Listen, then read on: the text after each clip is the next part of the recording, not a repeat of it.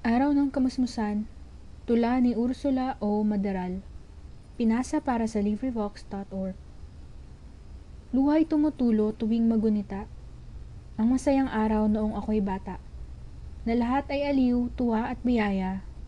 Walang kulay lungkot sa puso ko't diwa.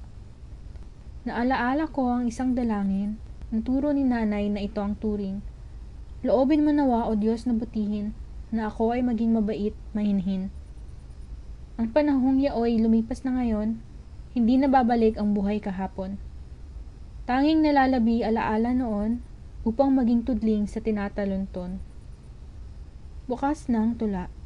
Ang recording na ito ay nasa public domain.